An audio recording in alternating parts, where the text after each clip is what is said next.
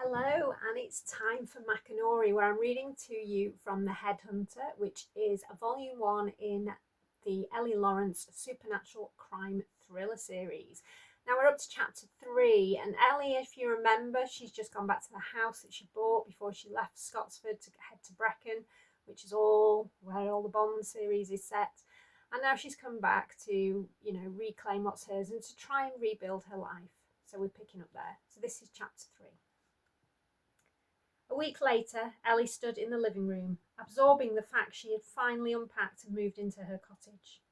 It was the cottage she'd intended on moving into when she and Vicki had moved out of Sean's flat.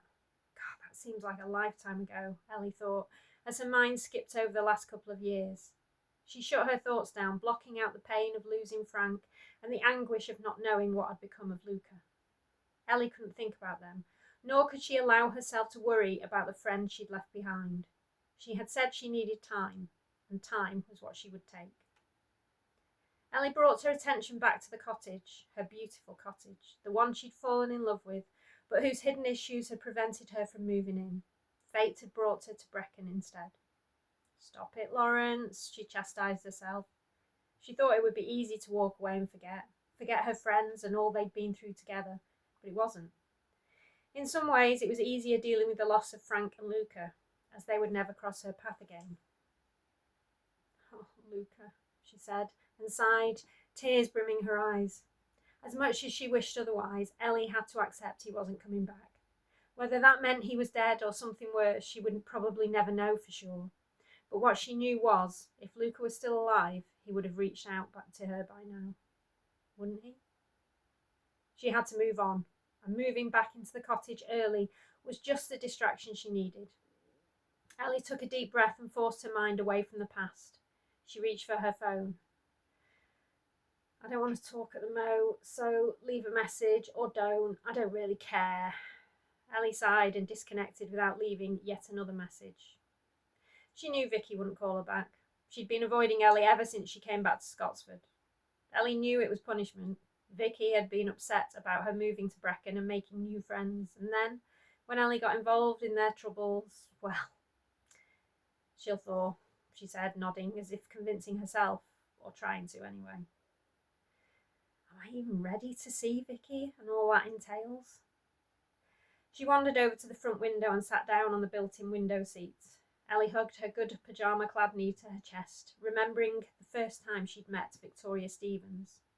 She'd been 7, Vicki 3 years older. Ellie had stared down at the tray of food. Sean had been right. The food had been good, or at least it had looked good and smelled delicious. She hadn't tasted it yet, despite her rumbling tummy. Ellie had wanted to eat, but she'd felt afraid and alone, and that had made her sad, and had tied her tummy in knots so she couldn't eat. Ellie sat alone at the end of a long refectory table.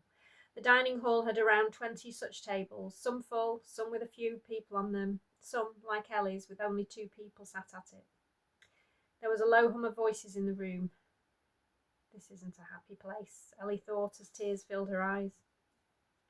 Ellie looked along the table towards her dining companion sitting at the other end. She had long, gingery brown hair which hung curtain-like down to the tabletop, shielding her face from view as her head bent over her tray. Ellie watched her, and the slow, methodical way she ate. It was almost hypnotic in rhythm, and Ellie couldn't look away. The other girl looked up suddenly. Ellie gasped and turned away, thrusting her fork into her shepherd's pie and taking a big mouthful. This is good, she thought, the other girl forgotten as her hunger took over. Ellie was so engrossed in eating she didn't acknowledge the other girl, and she slid along the bench to sit opposite. It was only when the girl plunged a fork into the back of Ellie's hand that Ellie responded, howling in pain. Her vision tinged red, and she bared her teeth, lashing out at the other girl. The girl dodged out of Ellie's reach. She didn't even blink. Hi, my name's Vicki, she said, removing the fork from Ellie's hand. You're going to have to learn to stop that if you want to survive in here. Ellie didn't answer, instead withdrawing her hand and licking the wound. You should eat, as the only thing that's any good in here is the food. Vicki pushed Ellie's tray towards her and nodded at it.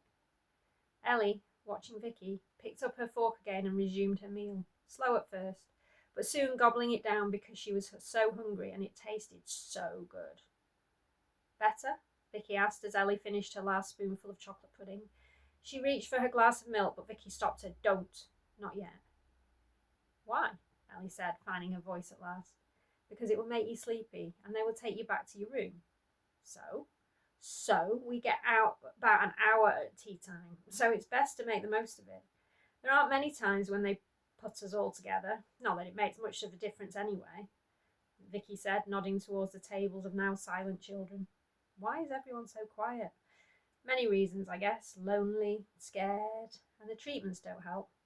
Treatments? What do you mean? I thought this was a school. Yeah, right, Vicki snorted. More like a torture chamber. But hey, might be different for you, she added, changing tactic as she looked at Ellie, whose eyes were wide, her tummy knotted. They do teach you stuff, but the reason you're here is to make you better. But there's nothing wrong with me, Ellie said, her eyes misting. Yeah, there is. There's something wrong with all of us, otherwise we wouldn't be here. What's wrong with you? Hey, Stevens, lights out time for you, an orderly called. Gotta go, Vicki said. See you tomorrow, same place. She shuffled back along the bench and gulped her milk back. Hey, what's your name? Vicki called. Ellie. Good night, Ellie, she said as an orderly grabbed her arm and dragged her out of the room. Ellie looked at her glass of milk and decided. She drank it and waited. Soon enough, her eyelids felt heavy and she struggled to stay upright. The image of her bedroom at home came into her mind and she smiled as her head came to rest on the table and she sank into a comatose sleep.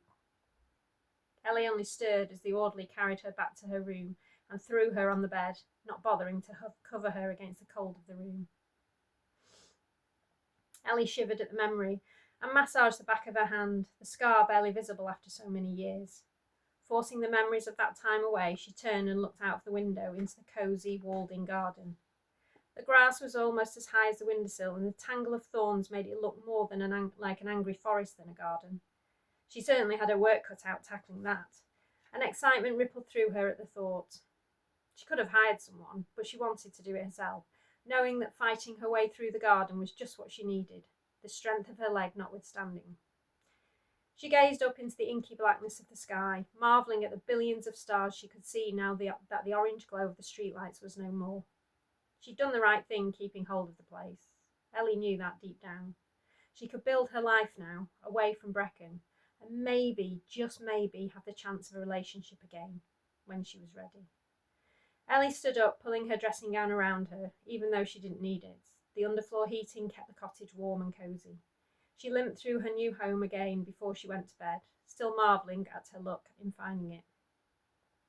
The builder had bought the cottage, intending to modernise it and make it environmentally friendly without losing its 18th century charm and quaintness. He'd made a good start, but then his financing had dried up, his building firm had gone bust, and he'd had to sell the place fast to repay his creditors. Ellie had walked into the estate agent just as he'd been there, listing it. Ah, what a beautiful house, she said, glancing at the photo on the table in front of him. It'll be even better when it's finished, he said, tracing his finger over the image. If you want it, it's yours, he added, looking up at her, desperation clear in his eyes. Would you like to come and look at her? Now? Ellie's heart went out to the man, and she nodded. Great, that's just great, he said, a tear sliding down his face as he looked from Ellie to the estate agent before rushing out. The estate agent shrugged, gathered his things, and ushered Ellie out of the door. As soon as she laid eyes on the cottage, Ellie knew she had to have it. The wisteria climbed up the front of the house, and the rose-covered arbour that provided a canopy from the gate to the front door filled Ellie with happiness. When she stepped inside the walled-in garden, she felt safe. As she wandered through the wilderness of the garden, she discovered a dilapidated Victorian greenhouse and a tumble-down shed at the side of the cottage. An orchard stretched out to the rear. Ellie didn't care what state the inside was in. She'd found her home. Over the following weeks, Ellie secured the finance, allowing the builder to breathe again, his debts paid. What are you going to do now? Ellie asked as he handed over the spare set of keys he'd found in the footwell of his van. Dunno, Craig, the builder, shrugged. Start again, I guess. I'm glad you said that. How do you fancy starting again with me? In what way? Well, clearly you saw potential in the cottage and had plans for what you were going to do to it. I too have plans, but need someone to do the work. How about we put our heads together and come up with a shared plan? You can then bring it to life and use it as the first renovation in your portfolio. hopefully it will bring you further work and you'll be back on your feet in no time. Ellie smiled as she remembered the grin on Craig's face and the way his mouth flapped with no words coming out. Instead, he'd clasped her in a bear hug and he'd sobbed into her shoulder. She shivered with pleasure as she walked into her bedroom. Yet it had taken far longer than expected, and yes, it still needed decorating, but Craig had surprised her wildest dreams with what he'd done. Ellie flicked off her slippers and climbed into her cast iron bed, snuggling under her enormous goose down duvet. She was finally home. And that's it. And that's how Ellie settled back into the cottage that she bought all those years ago. So tune in next week for the next instalment of The Headhunter. I'll see you then. Bye bye.